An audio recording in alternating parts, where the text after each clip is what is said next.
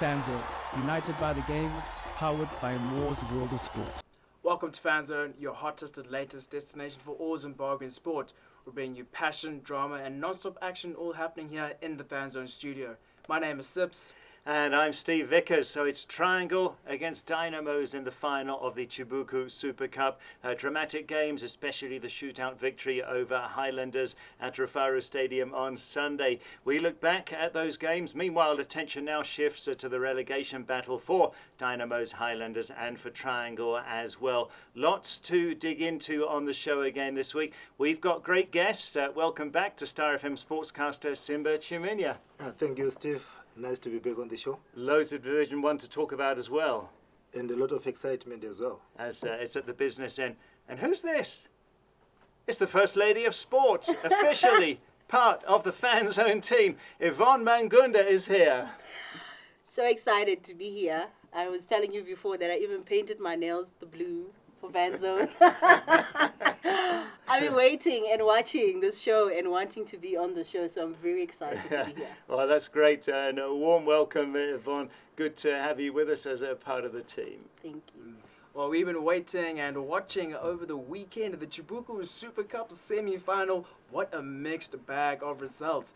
It was a MWOS versus Triangle on the Saturday, and unbeknownst to a lot of people, big surprise, at least in my opinion, it was the away side Triangle who emerged 2-0 over the home side. Steve, come on, that has to be a surprising result. Yeah, some days you can tell it's just not your day. That was the case for MWOS. What a great debut season.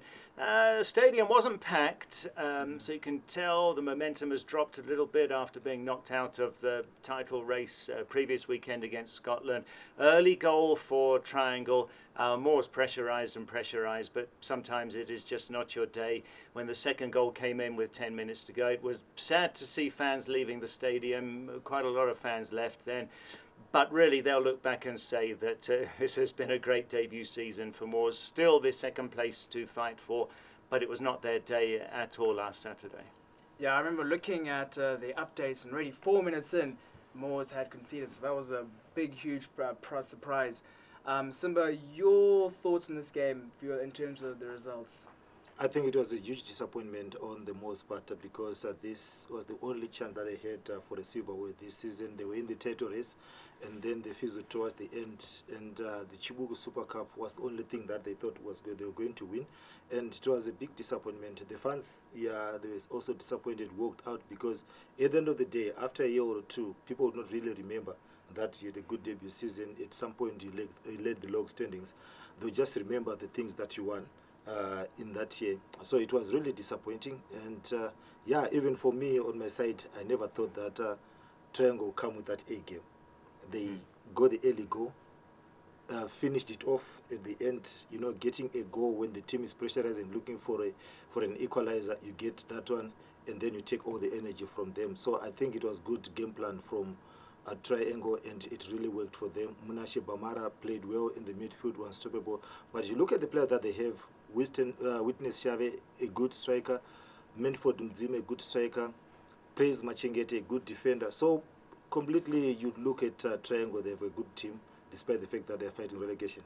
Yeah, you have to give props to Triangle United, just the way they played. They had less opportunities, but most importantly, they're the team that ended up executing and scoring those 2 goals. So huge disappointment for MWOS. It also means that they miss out on CAF Confederation. Would have been a good for them to get some continental exposure, but unfortunately, it's just the way it goes. And with it being a knockout cup and title, and more disappointment for Highlanders as they lost to Dynamos, a 1-1 draw, but then 5-3 on penalties. So again, Yvonne, the battle of Zimbabwe happening this time round at Rufaro Stadium. Dynamos and Highlanders going to penalties. I was almost hoping that Dynamos would have finished it in full time because they scored quite early. But your thoughts on what happened? I think with the thing with cup games is you have to take your opportunities and you need to utilize those opportunities. Because if you look in hindsight, you can talk about maybe some phases in the game where Highlanders were trying to come back, and when you do get that equalizer. But it was always going to be a difficult one, taking Dynamos to the penalties. We all know what they've been doing, especially with the penalty shootout. And I think the moment we got to penalties, I was like, yeah, Ariel Sibanda is a good goalkeeper for Highlanders, but Dynamos are really, really good at taking penalties. But also, it's sort of very puzzling, because in the last couple of seasons, they've done so badly in the league.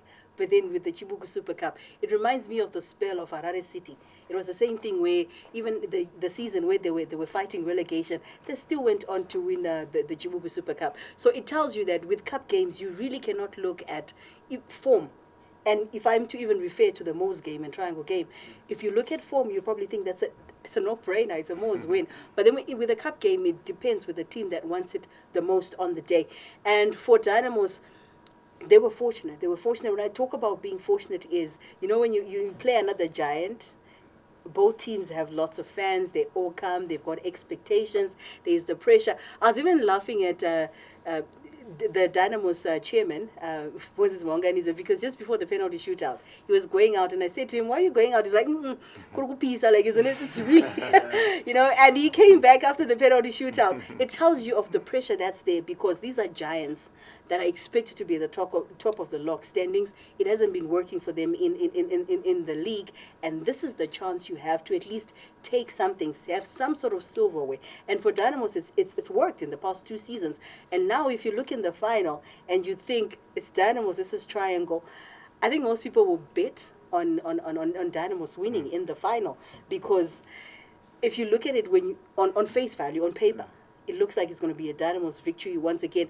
And what a tale it will be for us to say, look at how they're struggling in the league. And for us to even have teams in the final, both of them, that are struggling in the league. And it just tells you that cup games are a different ball game altogether. Yeah, cup games, obviously you only have one game to do everything. So the team that scores first between the Triangle and Dynamos, they're the ones that progress through.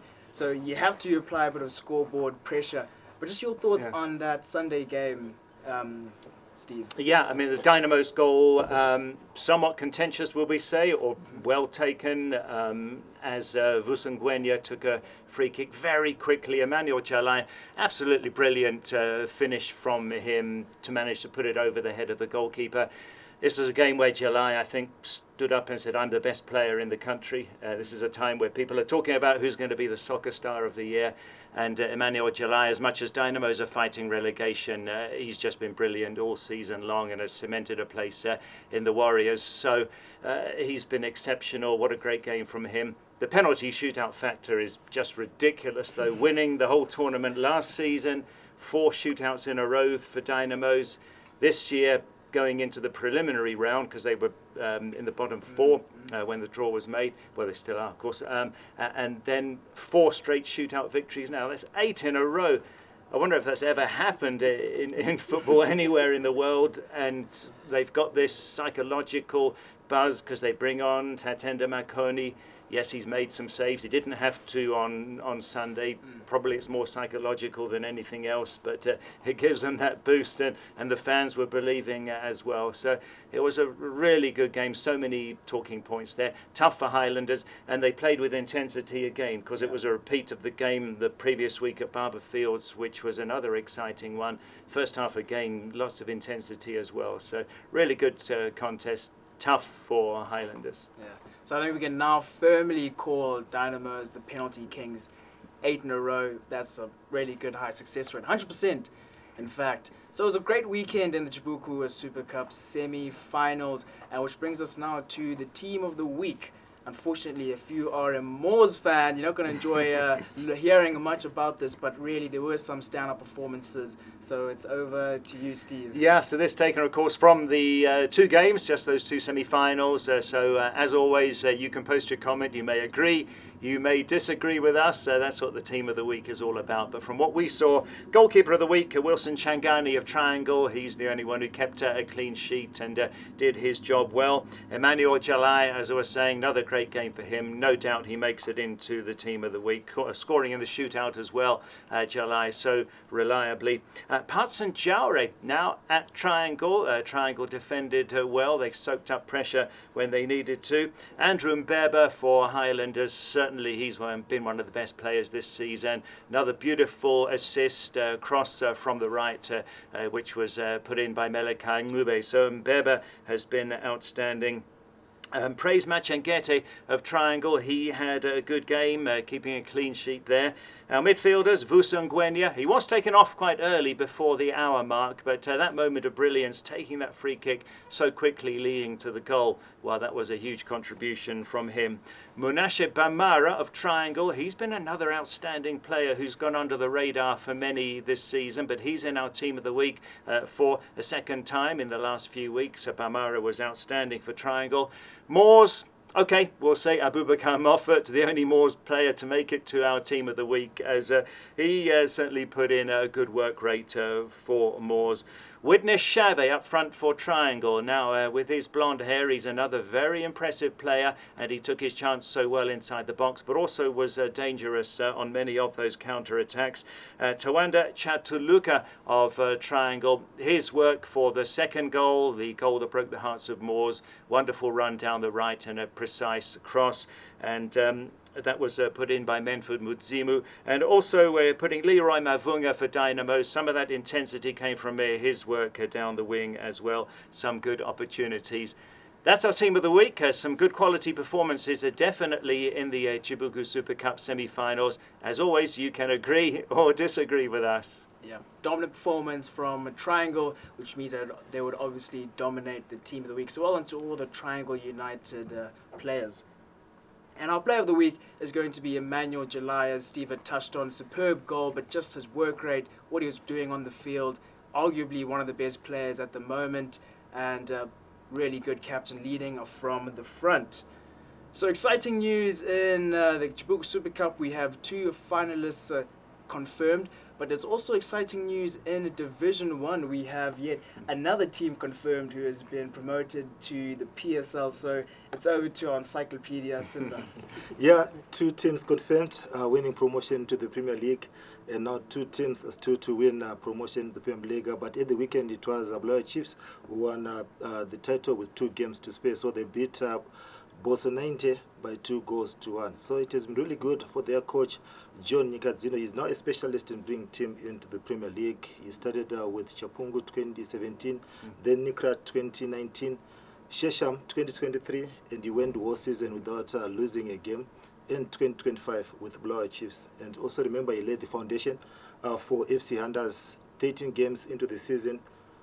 He didn't lose a game, and he left for Blair Chiefs. So really good for John Nikadzino. So he's now up there with the other specialists like Arthur Toots Tutani, Yabo Nesbitsarichera, and Lloyd Mtasa have got 2. But now he has got 4 titles in Division 1. So say congratulations to John Nikadzino and Blair Chiefs. And another league that is still to be concluded actually too. Yeah, at the weekend there was a good game. Gwanda Pirates away to Hard Rock, the log leaders in the Northern Region Soccer League, and Hard Rock managed to win at that game. And the person who was on my left also witnessed the game. It was a good game. Hard Rock winning that one, so they still maintain that 1-point lead ahead of Shesham, and Shesham also managed to win 3-0 against Tongogara. So 3 games now left in the Central Region. So this weekend you're going to see Hard Rock. They are going away to Chapungo. I must say that this is their toughest game so far. If they prevail against Chapungo, then they are going to win the league title. It's going to be one of those, because the other 2 games that are left, they are playing MSU at home and an away game to Delibadzimu. So, and then Shesham, they have got relatively easier games because they are away to West Nicholson. They come back at home against struggling Dinson Vuma, and then away to Shabanman for the last game. So really difficult to tell in the Central Region. And again, the Northern Region, 2 games to go. Northern Region log leaders, Ngombe Awara beating. They won 7-0 against Chikutu Pirates. 2 games to go. So this weekend they are away to Kare United, and then the last game is against MWOS under 19, and probably going to be crowned champions. You know the rivalry between Scotland and MWOS, and then Ngombe Awara and MWOS again. And Agama, they also managed to win 1-0 away to Chinoi Rangers. And next game, they are going to play Alisson down the basement team and then finish off with FC Odin. So that's how it stands. So it's going to be, is it going to be Ngombeaura or Gama, or is it going to be Hard Rock or Shisham? We just wait to see in the next 2-3 weeks. Yeah, that's very exciting. As Simba had said, Yvonne, you were there at the Hard Rock versus Gwanda game, and you said you were struggling to kind of decide who do you support. No, because the thing is, I think for a long time, when Gwanda was in Division 2, I was just scrolling through my social media, and I saw a post of them, their fans, the way, the vibe in everything. So I started resharing their content, and they got in touch and said, you know what, we can see the work you're doing. Thank you for everything that you were doing. So even my followers, they know that connection, from Division 2. Then I actually didn't expect them to do as well in their first season in D1. Because, you're coming from D2. There are other teams that have already been in the Central Region, and they'll be doing very well in Central Region. But also you look at the fact that they're third on the standings. So I was expecting it to be a very tight game. But what I can tell you is Hard Rock were very dominant. It wasn't the type of showing that I thought what would happen. I think this weekend there's a lot of learning that's happened. I thought Triangle was going to be a no-brainer against MWOS. It's the same thing with Gwanda. Hard Rock were very dominant. And like Simba is saying, everybody was talking about the Chapungu game because that is the biggest test. If they pass that test and you look at the points, the difference, it's like you'll be at one game, but you're also checking what's happening at the other side. So with the race that's there with them in Shisham and all the controversy that's happened, in the last couple of weeks involving Shisham, I think it's the league that people are watching. At the same time, when you then go and you see the work that's happening at Chawanda Stadium, even you sort of feel like if you could control who wins, I personally would say it would be amazing for us to be able to see, your Dynamos, your Caps, your Highlanders playing in that stadium because of the resources that are being put in there. We've had a situation with stadiums. You look at how many teams in Harare are using Rufaro Stadium alone. So, from that point of view, you sort of feel like if you could do the maths, you would say, they've got a good stadium. Shesham has been in the league before. They came in, immediately went out. So maybe it would be nice to see Hard Rock playing in the Premier Soccer League on that basis. Because when we went, the last time I went to watch the game, the Hard Rock game, and afterwards I said, I want to go and see, Chawanda Stadium. And the improvements that have happened ever since I left and now, you can see how the dedication, when people talk about the picture and you start seeing the picture coming on, because initially it's just people selling you ideas, it's going to look like this. So I think from that point of view, you sort of feel like maybe if Hard Rock came into the PSL and we all would be traveling to go and see teams going there. But it's very tight, it's very competitive, it's anyone's game. And like Simba said, for Hard Rock, the biggest test will be Chapungu. If they can sell against Chapungu, then we might as well say they've got one hand on the trophy. So Chawanda Stadium is this glittering new stadium being built in Kwekwe. So could it host Warriors matches? Definitely. I think the only issue would be things like obviously the airport and a big hospital. But when you look at everything else that you would want, having been so well traveled and having gone to other stadiums, Chawanda has all the aspects, the components of a world-class stadium. Because I think most times Zimbabweans think world-class means size. How many, is it a 60,000 seater, is it 80,000 seater? And I've had people ask me questions to say, why is this country hosting an international game we can't, and their stadium is so tiny? Certain things like, for example, your media area, your VIP, your changing rooms, everything that I feel like they literally took a manual on what is needed, and they've been trying to follow that. And the aspects we are talking about are aspects they can't control, like an airport, like a hospital. Those are things they can't control. But the things they can control, when you get there, you tick all the boxes. And for Simba and myself, we're very fortunate because we were shown around by the owner of the stadium. Wow. Chawanda, they call him Mangunda as well. And you could tell the pride. As he showed us around, you could tell how proud he is to show this thing that he's building, this idea. And you look at it and you think, even when you get into the changing rooms, I remember when we were on Star FM, how excited you were the first time that you went to Baobab Stadium. Yes. And you were like, oh, the changing. You gave a visual picture of what it looked like. And I can tell you, when you go into the changing rooms at Chawanda, you are going to be more amazed, because it's the components of, for example, even the areas, the bathing areas, for the technical team, for the players, the setup of the actual place where they will have like the cubicles and all that stuff. It's as you walk out of the changing rooms on both sides, you've got like visuals of the Victoria Falls, Wange, all that. You've got the big five, And he was actually laughing, Makodora, saying, someone said to him, because the nickname of Hard Rock is Kasongo. Kasongo is a warthog. And they were saying the warthog is not part of the big five. So people were telling him, why didn't you also put Kasongo there? But it's just, even if it was an international game, imagine if an opposition team is walking and they can see Wange, Victoria Falls, you see the lions and everything. It's the attention to detail. And we then also went to the B Arena, which is just behind. It's like literally just in the vicinity of the stadium. And the turf there, we were laughing with Simba, like, there's no other turf like that currently in Zimbabwe. And this is the B Arena. And behind the hospitality suites, right, they're also building accommodation. So it means literally their team can camp there. And they've got the B Arena there. And they're saying the accommodation can even cater for visiting teams as well. So that's why I'm saying they're ticking all the boxes. The unfortunate thing that will make us see if they'll be able to host international matches will probably be issues to do with airport and hospital. But everything that is needed at the stadium, they've ticked all the boxes. Champions League, Confederation Cup would be definitely. Making us hoping that Hard Rock take the Central Region title then. Yeah, maybe. But before we quickly move on, we've had news of FC Hunters being promoted to the PSL and Blue Eye Chiefs. Two teams that have actually already been to the PSL. So promotion, relegated, now back to being promoted. What we've seen in other countries, internationally, is that they've extended their top league to 20 teams, in the EPL. Should the PSL also look to do that so that there's more of a chance of new Division 1 teams, they can stay rather than being relegated again 1 year out and then coming back and switching back and forth between promotion and relegation? What do you think of that, Simba?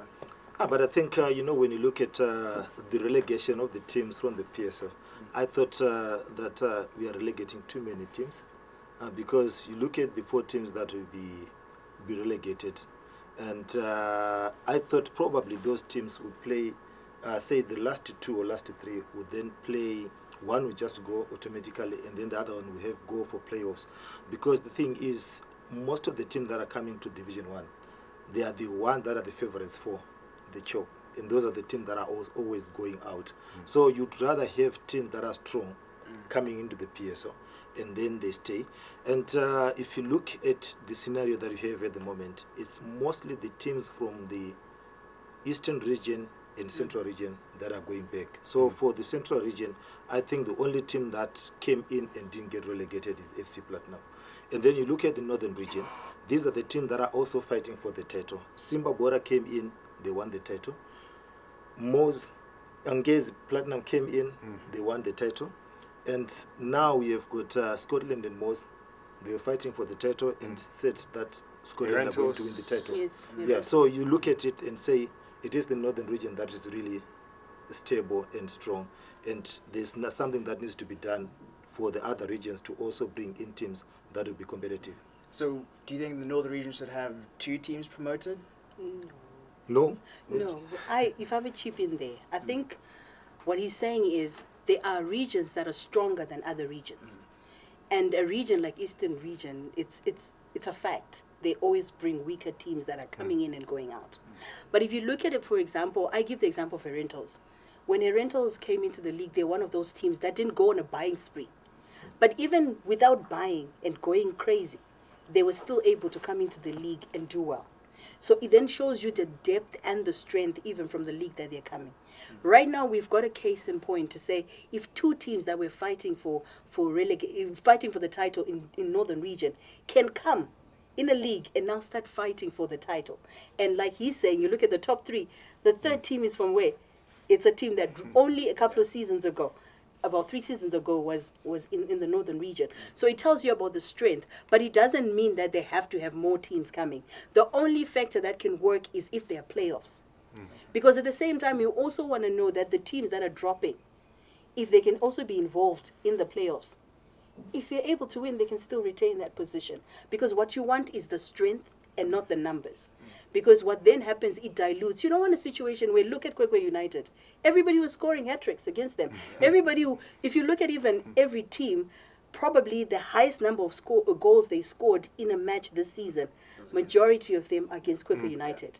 So it's about numbers. But imagine if Kwekwe United was able to go and play playoffs with other teams coming from other regions, maybe another team dropping from the Premier League. It then gives us a true picture of the best team coming into the league or being retained in the league. Well, it's a very, very interesting. Obviously, let us know your opinion on the Division 1 promotion, relegation, who should be promoted and who should be relegated. So it's FC Hunters and Bulawayo Chiefs who sit at the top of their divisions, and currently Scotland FC sitting at the top of the PSL, the Castle Lager Premier Soccer League. But also in the predictor, it is a Simba who is just 2 points sitting atop of Icon 505, and with just 3 match days to go, it's crunch time. Who's going to win that Suzuki Espresso? Could it be Simba? Could it be Icon? Could it be Matsanyo or Vamatsu? Whoever it is. So keep putting in your predictions. Steve, it's actually quite sad to think there are only 3 predictions to do. Yeah, left. I know, and this is the business end. Got to play your joker on Scotland against Kwekwe United this weekend. I think that should be easy points for you there. I would go for teams that are fighting relegation, maybe the likes of Caps, who are a bit safer. Probably might back against them, maybe, because you get surprise results this time of the year. Yeah. So guys, remember to do your predictions. It is crunch time. 3 match days left. Don't mess around with your predictions. It is go time.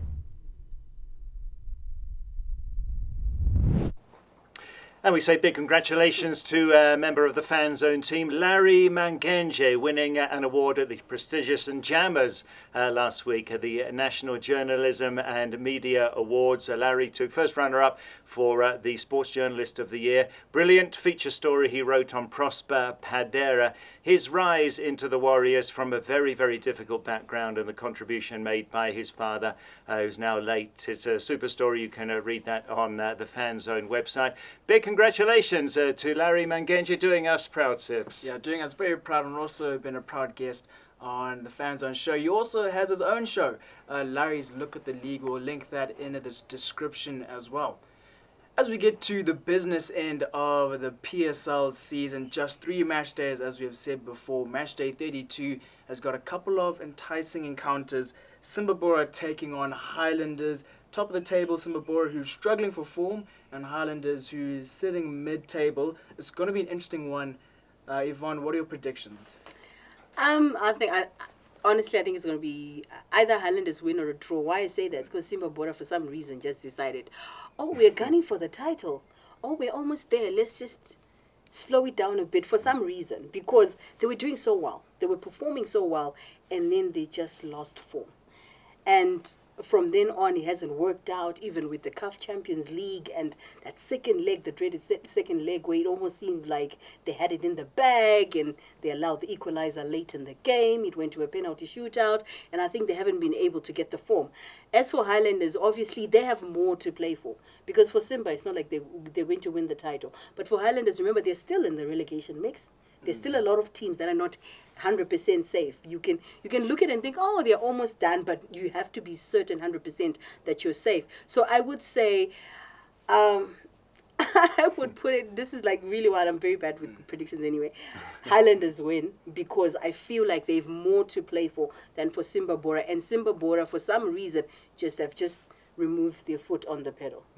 Steve, do you have a sort of similar trend of thought? Yeah, Highlanders certainly still in danger of relegation. Win should see them safe, and the level of performance in these 2 games against Dynamos, if they replicate that, they'd be at a higher level than Simba Bora. But it's not an easy fixture for a game that is one that you've really got to target 3 points from. But you don't think playing at Wadzanai, they've also had the weekend off. Highlanders have travelled from Bulawayo into Harare, into Shamva now.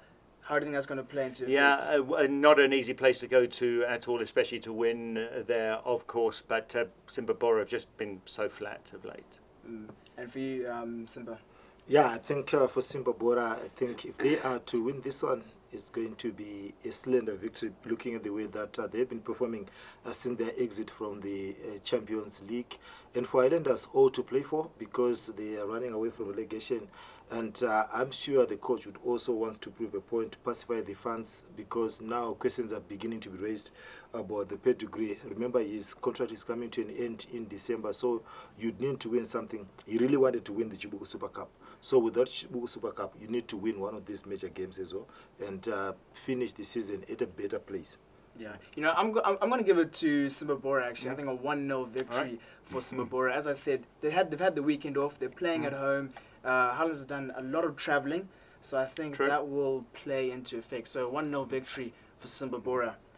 Another one interesting game is Dynamos versus Bikita. Now, although on paper it does not look like a big game, but it's a relegation battle, and after a dominant victory over Herentals 3-0, that result really shook me. I think it's going to be a really good game to take a hold of and look out for. Yeah, to me this is the easiest of Dynamo's remaining 3 games. They need to target this one. If they take this game, then they're very likely to survive. They'll move above Bikita Minerals for a start, and then maybe just only need 1 point from the 2 remaining games. Momentum is with them. The fans will be there for them. They'll be believing. What a run under Kelvin Kaindu, and for me this is the game where Dynamos can seal their place in the Premier League. And what about you, Yvonne? Come on, Bikita have just won 3-0 over Herentals of all teams. They're not an easy team, although they have started to slump a little bit, but you have to give them that. I think what you can give to Bikita is Bikita are a well-coached team. And when I say that, like, as a person who's done coaching courses and you know all the drills and stuff and what you're supposed to do tactically, when I look at them as a tactically well-coached team. And after all, they do have, they had Tegede in the setup. And I watched one game. They played Caps United at Gibo Stadium. They were so dominant. On a day in which they are good, they are very dominant. I had watched them again, the first game of the early games in the season when they came to Harare to play, and they were a terrible side. So you don't know which side will show up. But if they show up as the well-oiled, well-coached team, then it'll be difficult for Dynamos. Because why I say that, it's very easy to motivate players when you are playing Highlanders. Because Dynamos players know what it is. But it's these small teams where you come in with a mentality of saying, oh, it's Bikita Minerals. We just come from a big victory. These are the games that are very dangerous, especially when you want to survive. It is those teams where teams in the relegation mix are playing each other. I think the only easy team right now to play is Kwekwe United. Everybody else is very difficult. And Bikita Minerals, if they come on the day and they play the way that I saw them play against Caps United at Gibo Stadium, then Dynamos will be in trouble. And what's your prediction, your scoreline prediction? I think a draw. I'll play safe. Yeah. I'll say a draw. Yeah, and I'll definitely agree. I think Bikita is going to give Dynamos a lot of trouble. I think more than they'll anticipate. So a 1-1 draw. 1-0 for me, just to edge it and have a very nervy time there, I think. But also, if I am to add, I feel like when players play against Dynamos and teams like Highlanders at the end of the season, I've had conversations with players where they say, the drive is to be seen and to move, especially when you're at a team that is playing badly. So for Dynamos, the most dangerous teams to play against are the teams that are in the relegation battle. Because you've got players that realize, if we go down, I'm going down with the team. The only way I can survive is if I play at Dynamos and Highlanders and I do well, people will talk about me. They'll talk about you more, unlike when you play other teams. So you will find at the tail end now, players will be focused more on that. How do I make myself shine so that next season I'm not going down with the team? Yeah, well, let's see how that result unfolds. Also, Scotland have probably the easiest fixture against Kwekwe. If they win this one, it's almost guaranteed. Also, if Zimbabwe don't win, so most likely going to be a 2025 title for Scotland. Yeah, Scotland could be crown champions this weekend. If they win and Zimbabwe win, it remains a 6-point gap. But if they bang in a lot of goals against Kwekwe United, then In all reality, the goal difference will be way too much even if they lose the remaining 2 games. But if they win and Zimbabwe draw or lose, then Scotland will be crowned the champions. It's inevitable. It might happen this coming weekend. Might happen. Yeah, so lots of things to look forward to this weekend. And even more things to look forward to is the Warriors. They've got friendlies against Algeria and Qatar. They haven't named a coach yet, the Warriors head coach. We'll discuss that a little bit later on in Rumours and Rubbish, so stick around for that segment.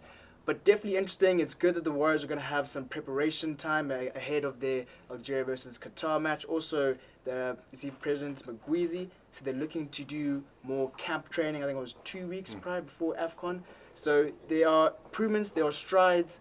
Obviously no head coach, but what are your thoughts on these upcoming games? I didn't think we'd get any November friendlies. There is that international window. I thought that we'd be sitting out and not having any games. So well done to ZIFA and President MWOS, definitely. Algeria is huge. That's really good friendly for us. So many star players in there, and we're playing Egypt, of course, in our first match at AFCON. So very pleasantly surprised, Sips. Very pleasantly. One of the reasons why MWOS had chosen Algeria is that they have a sort of similar style, Northern Africa, very similar style, Egypt, Algeria.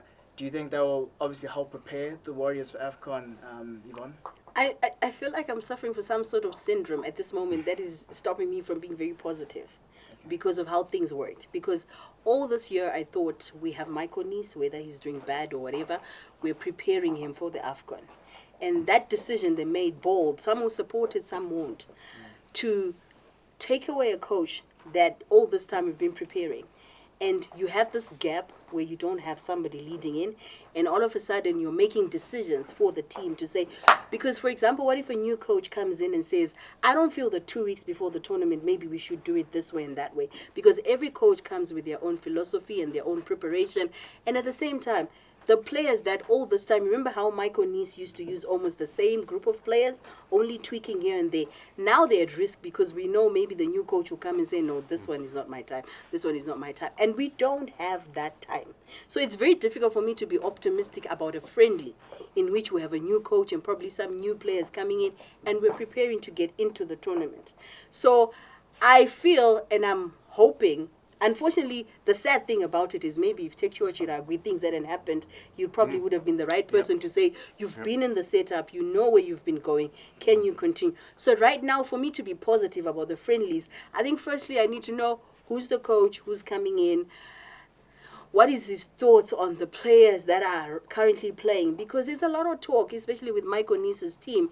There are a lot of players that were playing there based on names they made before, who weren't really performing. And there are also players you felt like maybe we should give a chance to these players. So only then when we have a coach and he set out his plans, only then can I start being positive about AFCON. But as of now, I'm just like, are we going there to make up the numbers? Yeah, well, let us know what you guys think about the upcoming friendlies against Algeria and Qatar. And who do you think is going to be crowned the Warriors head coach? There's still yet to announce it, but obviously a lot of plans being put through by ZIFA. Another sport where plans are being made, it is boxing and wrestling. So we'll be talking to Priscila in Beyond the Pitch.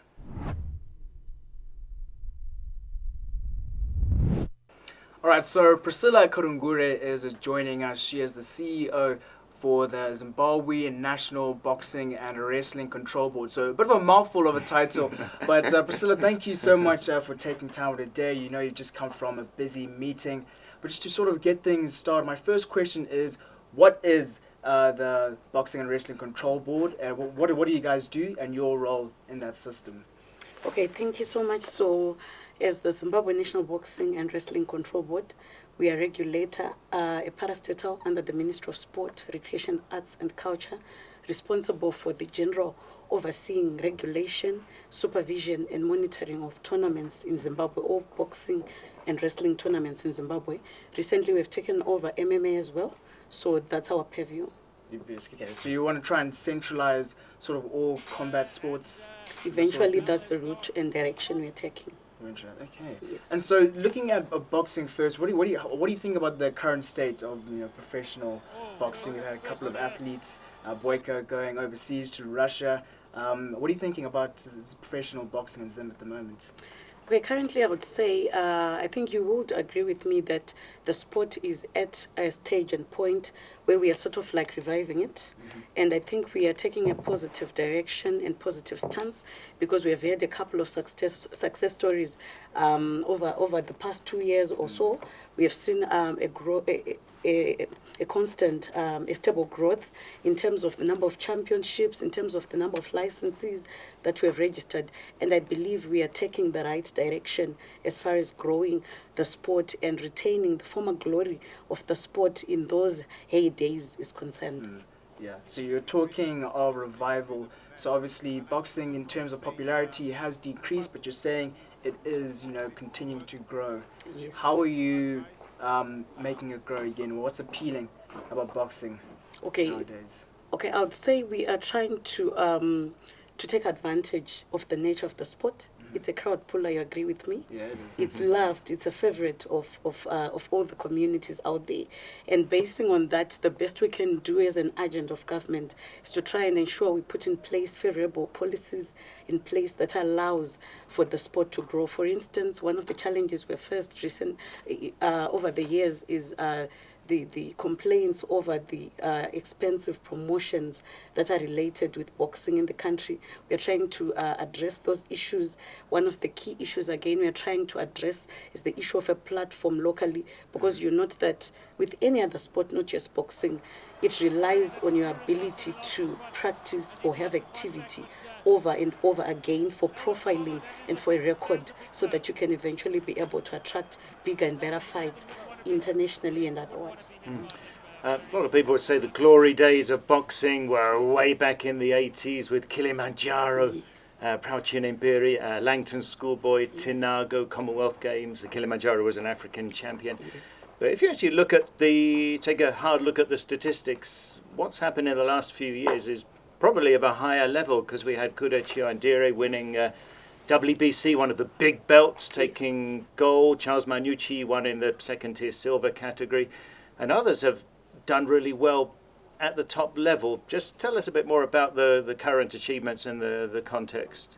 Okay, so currently you know that over the past 2 to 3 years, I would say, that's when we have seen the emergence of the Kudachi Wanderers vying for the WBC gold, which is one of the most prestigious belts or championship belts that we can talk about now as a country, the Charles Manucci's, and we've had the African Boxing Union championship belts as well being fought for. And I would say over the past 3 years, we can safely say that we've participated in more than 15 championship belts. This is an individual sport, but more than 15 of our athletes have participated in various championship belts. We talk of the WBC, the ABU, we talk of the WBO, the World Boxing Organization, the World Boxing Federation. These are all the championship fights that our athletes have been participating in. And allow me to safely say by the end of 2024 last year, 2024 alone, our athletes had participated in 10 championship fights. As of 2025, they've currently participated in 5, but cumulatively we are talking about around 10, 11 championship belts that we've retained back home in Zimbabwe. I would say that's the current state of boxing, but you also note that we have introduced national championships for professional boxing about a year and a half ago, though we are yet to launch the initiative so that we can at least try and make sure we cultivate and promote the activity locally, eventually to attract other bigger fights out there. Right, so there's nostalgia about the glory days, but there have been big achievements in the last few years. Certainly. We know Take Money, Kuda Chiandire. Yes. Tell us about some of the other characters, rising characters, and their nicknames, and a bit about their backgrounds. Okay, you've already spoken about Take Money, Kuda Chiandire. We have had Hassan Milanzi from Auto Boxing Club. We have had Alia Piri. We have had Isasani, Aliyah, Take Money. The ladies, we're still trying to make sure we do a lot of work so that we can have more females participating in the sport. That's one of the key issues we're trying to work on. But you notice that it has been more predominantly, the participation has been more on the male side than the female side, but we are trying to work on that. Kuda Chiandire moved to football. Yeah, Fortunately or unfortunately, she still participates in both, but she's more in the football side this time around. So are we supporting our female boxers enough? I would say we are, though we still have a long way to go still. We still have a lot of work to do in terms of even just the knowledge and education that females can participate in boxing. You know, the sport has been associated or rather stereotyped and having been confined to being more like a men's sport, which is one of the things that we also need to demystify alongside the education aspect, that this is an all-rounder sport for everyone, males or females. So this is one of the things that we are still working on so that we can have everyone participating in the sport. Simba, you're a boxing expert. What do you want to say?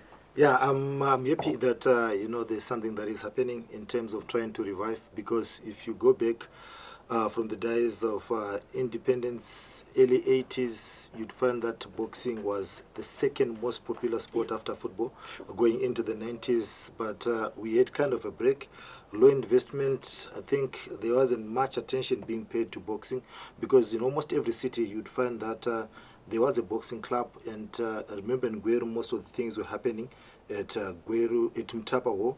And Gweru City Council had a department that catered for boxing. And Mashingo also had, and things were happening at Mcheke. Mtare also had the same thing. Blawa also had the same thing. So I think during that period, the turn of the millennium, it was like people kind of took a break from boxing. And that's when we had even Manyuchi.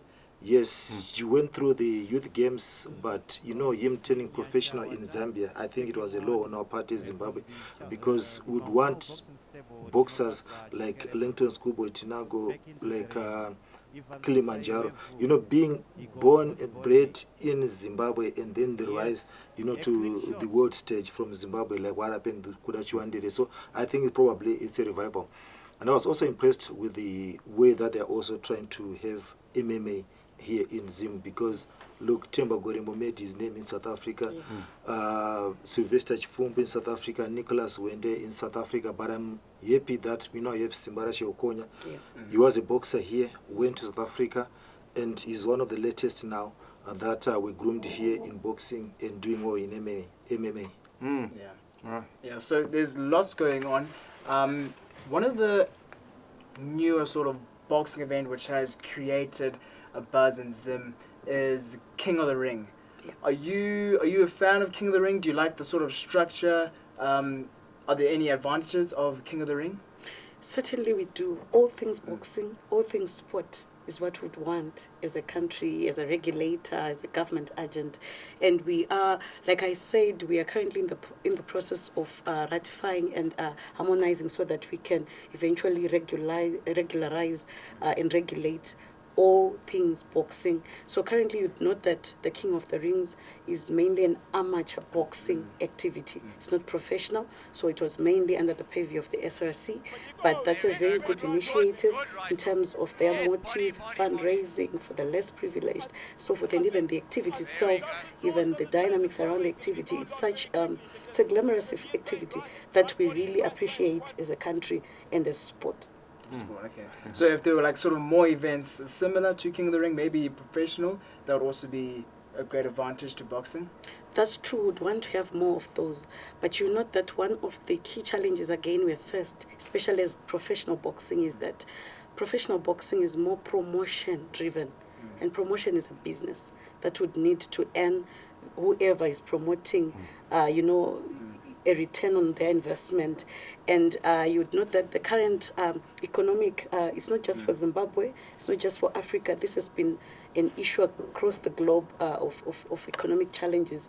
We have had a decrease in terms of the number of people who are promoting sport in general, not just to talk about boxing, though professional boxing is then more reliant on promotions, because it's a promotion-driven sport that requires promoters to come on board, uptake, then be willing to promote activities. So our call is just for the corporate sector and more and more promoters to come so that we can at least achieve and grow the sport.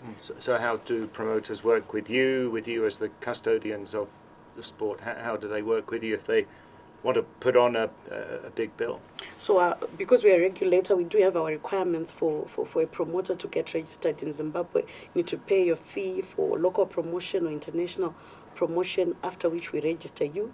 You apply to host a tournament. We then sanction if all requirements are met. We sanction a tournament. That's basically all in a nutshell that we require for promotions to take place. But you're taking a risk if you're a promoter, because it depends if you're going to get a return on your investment. Yes, which is why we now need to make the environment more conducive, the policy side and things that we're trying to do.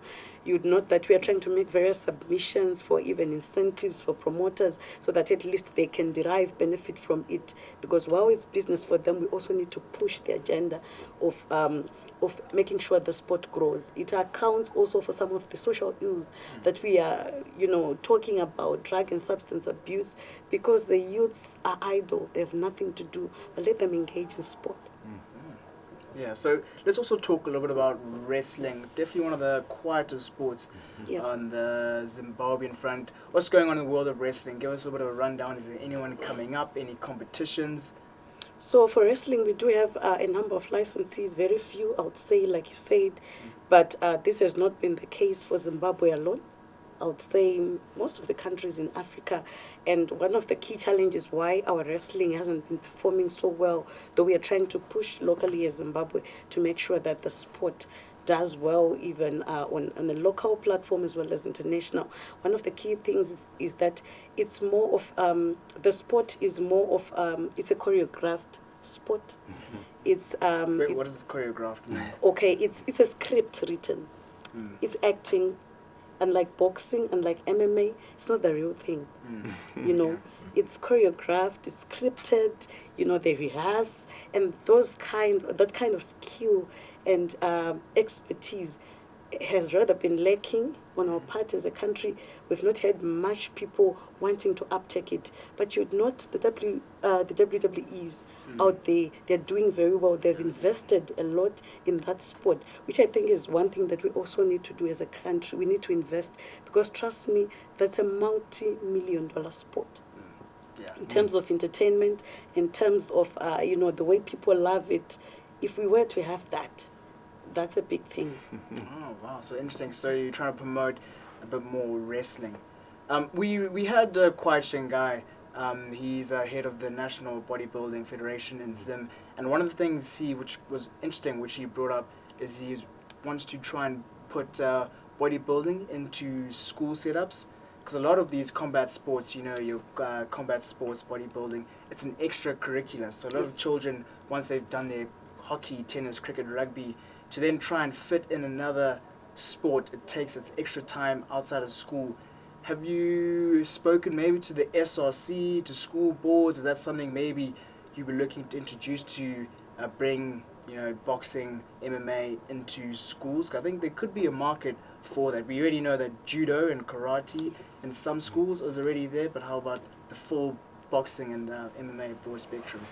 Yeah, so efforts have been made to try to do that. Of course, we do appreciate that even our education system, through our Ministry of Primary and Secondary, has tried really to incorporate sport into their mainstream curriculum, so that it's not just a pastime thing, but it's really incorporated into the sporting into the curriculum for all students. So we have tried to engage in the interim. We've done it through the SRC, because the amateur side of things, which accounts for schools' participation, had been under their purview. But we're working on an MOU that would eventually give us the ultimate regulatory powers over all amateur. But they already started the work. We are working well with them, so they already started the work. We're just going to make sure that we try and intensify our approach and our collaboration with the schools to make sure that it's incorporated as a sport that is done in all the schools. We introduce it in all the schools. Exactly. That was literally going to be my next question. Are you going to look to public schools, private schools? But you've just answered that. The more schools, the better. Obviously, with that, you also would need lots of coaching. Are there courses available for boxing coaches? Is that also something you're looking to do? Because it's all well and good having sports, but you need coaches to teach these kids and athletes. Are there also more initiatives to drive boxing coaching? Yes. You note that on our current a portfolio of licensees. I think officials, coaches, they account for about 10% of our total licensees, but we have been working on an initiative to incorporate the school system through their various districts so that we do offer the courses even ourselves. Sometimes we outsource expertise from outside the country to facilitate that course, but we do have got the absolute powers to then give the credentials for those coaching and to accredit our coaches and officials, and it's something that is work in progress, though we have a number of officials that we have facilitated for them to be capacitated that are currently active in officiating boxing. Well, and you report direct to government as the Boxing and Wrestling Board. You're not under the SRC, which I think all of our other sports associations are. Yes. Just explain the reasons for that. Okay, so you know that the Zimbabwe National Boxing and Wrestling Control Board is a grant-aided institution. It's a parastatal, a standalone parastatal under the Ministry of Sport, Recreation, Arts and Culture, the same as SRC. So we are two sport parastatals in the country. And the main reason why people would say, why boxing on its own and not together with the rest of the sport codes? I think it's the best practice world over. Contact sports are regulated separately from the rest of the sport codes that we know. Right. Makes sense. And so you do a lot of admin for boxing and wrestling. Are you a participant yourself? Do you enjoy watching the sports? Do you do it yourself, or what about you? I'm a sports administrator. Sports No, I love watching the sport, but I'm a sports administrator. On the administrative side. Oh, Yes, okay. administrative side. Yeah, well, thank you, Priscilla. It's been a great conversation. We know that boxing and wrestling are going to reach new heights under your advisement, and so yeah, wish you all the best. Thank you.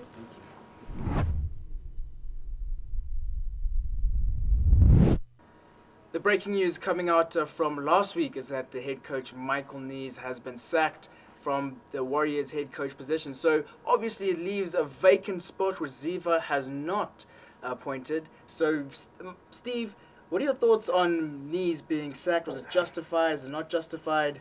Yeah, I'll put it in the rubbish category, Sips. Yes, the pressure was so high, but it's just the timing of this. 2 months ahead of the Africa Cup of Nations. So what is this going to achieve for us at the finals now with a new coach coming in with only a few weeks to prepare the team?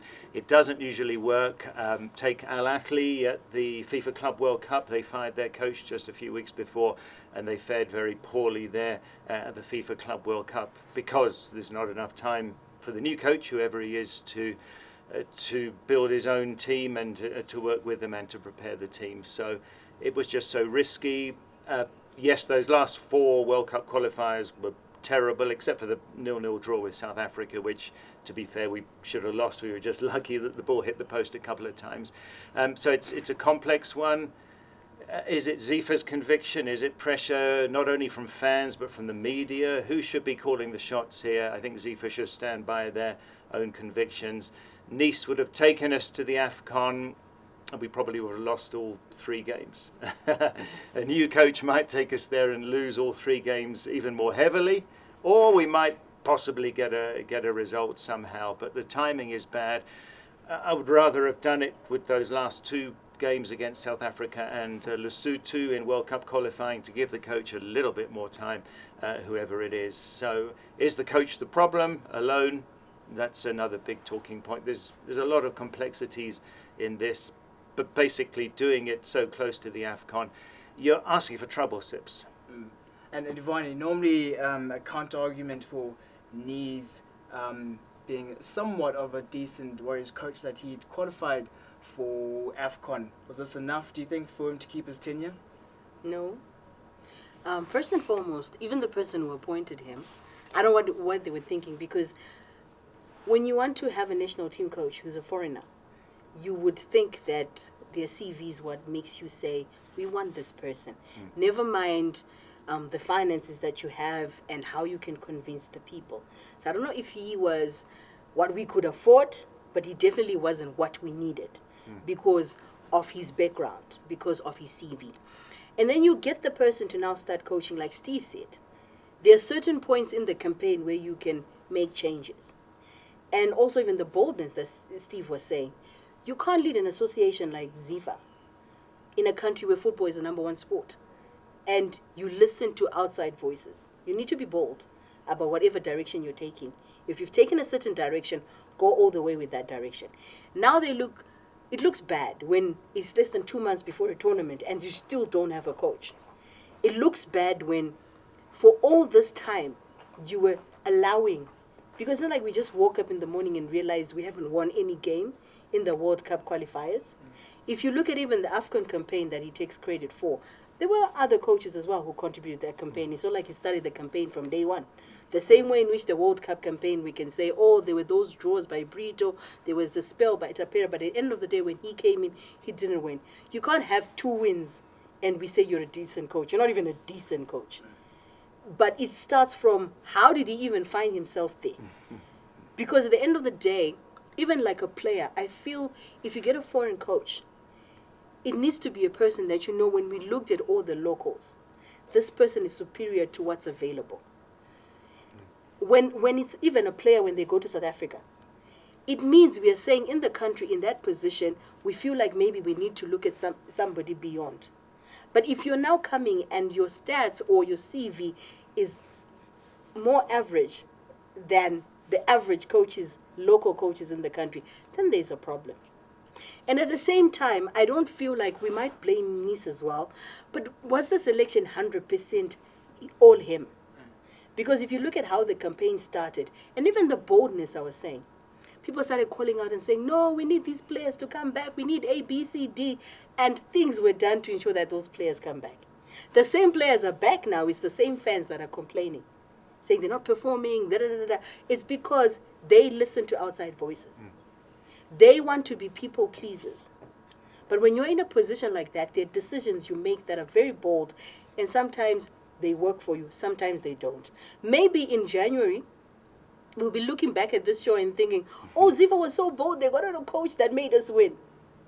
But right now, before that happens, when you look at it now, it does not look like a wise decision.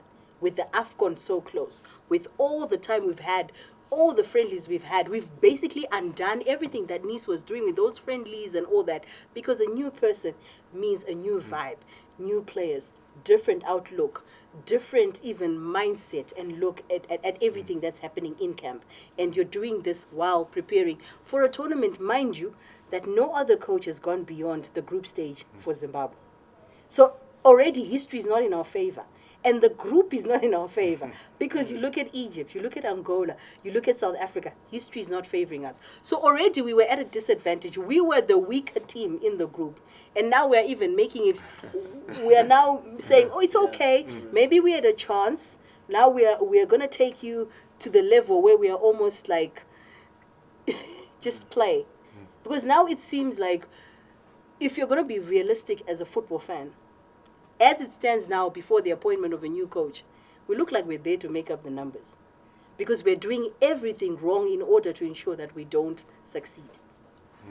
Yeah. So Nees has been sacked, and as we said, there has been no appointment of a new coach. But ZIFA has opened up applications for a new coach, which is very odd timing. You know, one would assume if you've fired your head coach, you already know. So it could be that opportunity that ZIFA already know who they want to appoint, or is it on the extreme end of disorganization? Simba, what do you think?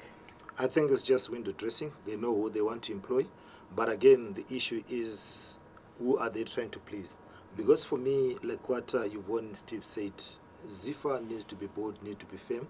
And I think they need firmness that borders on arrogance, you see. You don't get to listen so much to everyone. Look at Safa, Danny Jordan. They say he's very arrogant in South Africa, but he managed to keep Hugo Bruce for how many years? And Hugo Bruce is bringing them results. He's taken to the World Cup for the first time in how many years? So for me, even for ZIFA, when you go for a foreign coach, you don't go for a foreign coach who earns very little. You look at the money that these foreign coaches earn, those that are really good. They won't be getting money that Nees was getting or what Zdravko Logarosic was earning. they will be earning huge amounts of money. But then again, when you look at African football in recent years, the coaches that have won the Africa Cup of Nations, that have taken their clubs, their countries to the World Cup, are local coaches. So why don't you invest in the local coaches? So yes, they are trying to probably window dress and try to pacify the fans. But for me, the moment you try to do that, you're not going anywhere. You're making one step forward and two steps backwards, because every time and now and again, whatever you're doing, you're trying to please other people. That ZIFA post, that ZIFA executive, once you get in there, you need a thick skin, you need to be firm, you need to make decisions that are going to be long-term. And probably like what has been happening over the years, that you fire the coach, you divert attention, but at the end of the result, you come back to reality. It was like just treating symptoms, not the real disease. If you want a top foreign coach in African football, you're looking at $40,000 and above. And we've been a month, and we've been getting guys who are lower, bottom tier, who'd be $6,000 to $8,000 a month. Roughly speaking, I'm not sure of the exact figures, but we're really getting lower tier foreign coaches because we can't afford a top tier one who would make a difference. And because of the caliber of foreign coach we're engaging, this is why it ends in tears every time. And I think even the boldness we're talking about it's what's led us here, where you had coaches like Tapera, you had coaches like Mapeza, you had all these local coaches. And a lot of the decisions were made based on what are people saying, how are people reacting. And you can't run an association like that. You can't run an association wanting to please Yvonne, a journalist, or a fan in Tari. It doesn't work like that, because you find yourself in this situation. And unfortunately, it's only when election time comes that you start realizing the mistakes you've made, because the people you're trying to please will realize what is happening. And at the moment, I honestly did not believe Michael Nees was the right coach for us, but I also didn't believe it makes sense to fire him at the moment in which they fired him. Yeah. It would have hurt. Like long term, we look at this AFCON and say, short term we say, okay, fine, maybe this AFCON we're not going to do as great because our coach is not doing great, and we start making strides for the next one. But the problem is we always look at now, and we always look at what are people saying. You open the newspapers, you're reading, what's people saying on social media. You don't run an association like that, because the same people you're trying to please, we look at it and we're like, this is not leadership. Leadership is being firm in your decision, like he said. South Africa is reaping the rewards of firm leadership, even when there was so much noise. And South Africa even has more media and a bigger population online than the population in Zimbabwe. But they're able to say no. And now, who's getting the credit? They're going to the World Cup. All of a sudden, it's like, oh, this decision was great. Oh, this decision. This is what ZIFA needed to do. Not to say Nees was the right candidate. He never was in the first place. Because if you look at his CV, he never should have been anywhere near even a top league team in Zimbabwe. Yeah. Okay. So the debate between local versus international coach is always ongoing. So a coaching assistant who came in the last World Cup qualifiers was Kaitano Tembo. Was that a sort of prelude? Was that, do you think, maybe a bit of foreseeing? Do you think he could be stepping into I suspect so. I do think he's likely to take over, and I would have some confidence in him because he's played at the AFCON in 2004. He's coached in South Africa. So it would have been better to given him more time and taken that decision earlier. But for me, he's very much the favourite to take over. Longer term, I'd have some confidence, but to assemble in less than 2 months an AFCON team that can do well, that's not really fair. And what about you, Simba? Do you think he's stepping into the boots? Yeah, I think he just needs support because, look, when you look at the Italian Football Federation, they went for Gennaro Gattuso, and Gattuso, when you look at the team that he coached after retiring as a player, he didn't have much success. But the federation have got faith in him. They gave him that post, and they surrounded him with, or allowed him to choose former players, Gigi Buffon in there, and Bonucci in there. So for me, it's about the support that you are given when you take that role. The challenge that happens now, he gets that job, plays 1, 2, 3 games, he loses, and all of a sudden, now people are calling for his sacking, and the FA listens to that, and we are back to square one. All right. Well, let us know your comments. Who do you think is going to be stepping into the boots? So who is the right person to be stepping into the Warriors head coach position? one thing we discussed is Yvonne said lots of times that ZIFA needs to be a bit more bold and a bit more, stand by the decisions, and even Simba went as far as saying a bit more arrogant. A coach who has adopted this mentality is definitely Pieter de Jongh, head coach of the Highlanders, and he has got a lot of strong words to say. And after their loss against Dynamos in the Chibuku Super Cup semi-final, he says that Dynamos are often favoured in the PSL. What are your thoughts on this, Simba? I think, you was lost in that argument because, you look, the last team that Dynamos played was Highlanders. And it was the same. Dynamos went to Bulawayo, traveled back to Harare. And when they went to Bulawayo, Highlanders were there in Bulawayo. So it was just the same thing. But for Pieter de Jongh, I think he just lost the plot yesterday, or on Sunday. And when you look at the first half, you look at the way that his players were playing, I thought they were unnecessarily too aggressive instead of just playing. And even in terms of his formations, Andrew Beba was in the midfield, and when he was shifted to the right back and he started whipping in those crosses, and one of them resulted in the goal for them.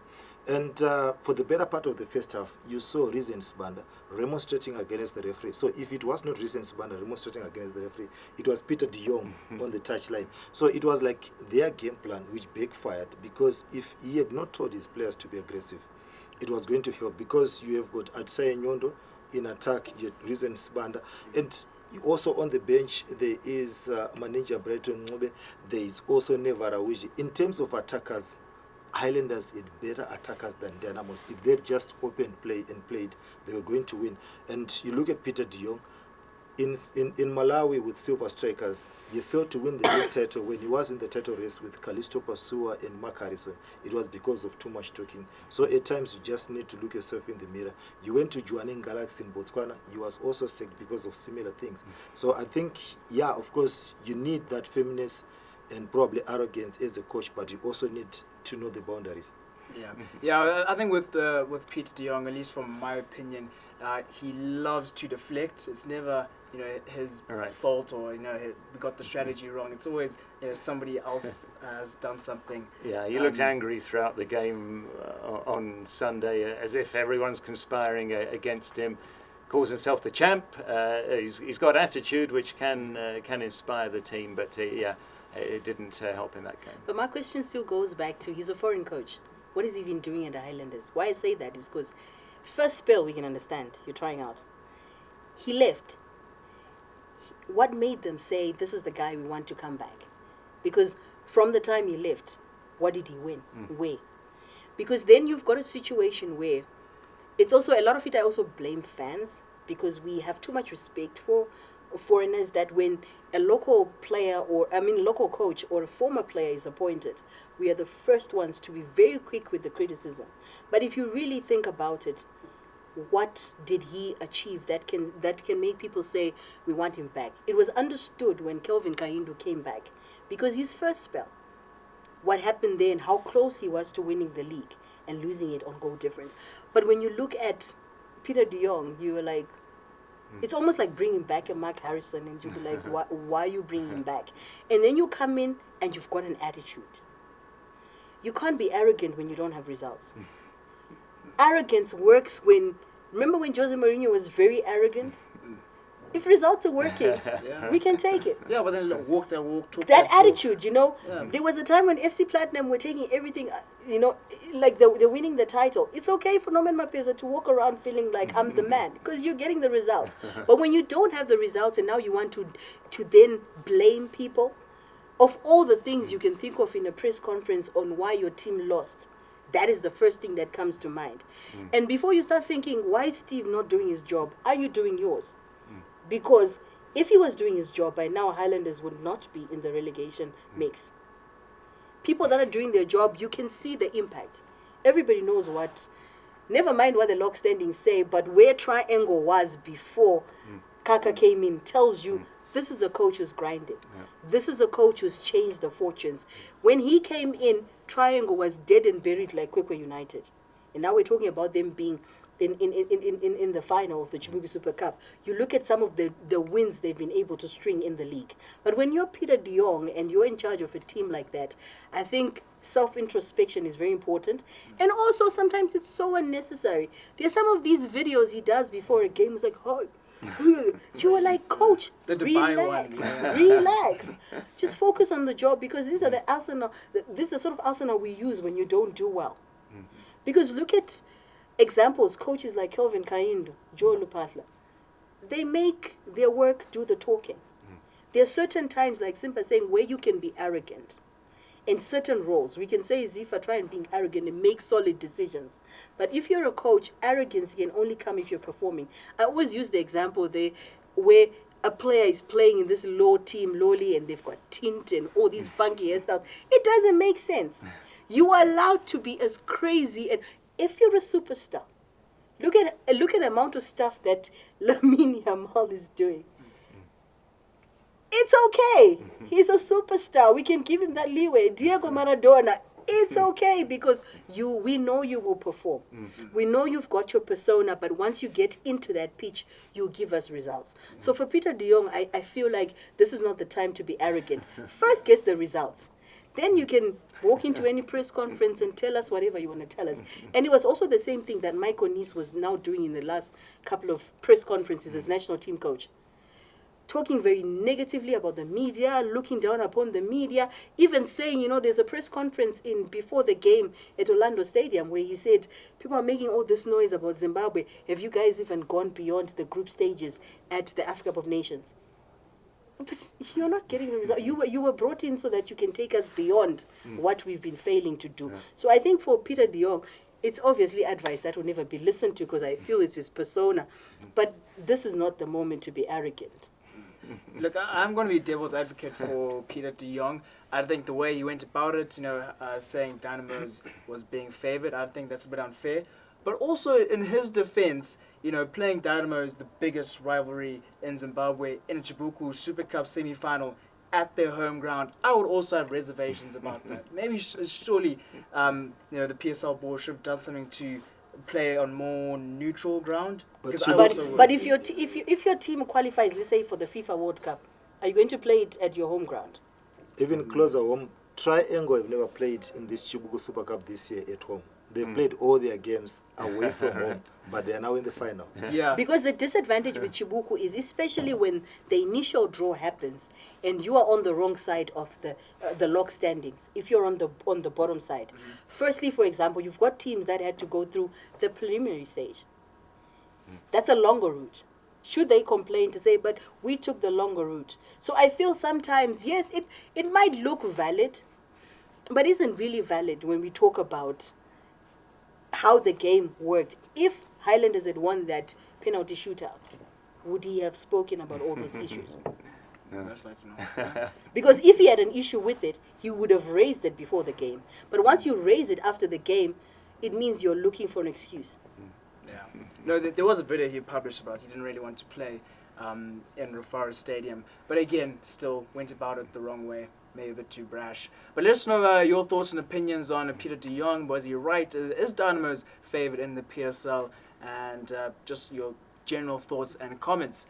So with only 3 match days to go and with only 3 games, there's another week of game time. And last week's question was, how many points are Scotland FC currently sitting on in the Castle Lager PSL? Something very easy. A lot of people got this one right. And it's 62 points. It could be potentially 65 at the end of this week, but we don't know.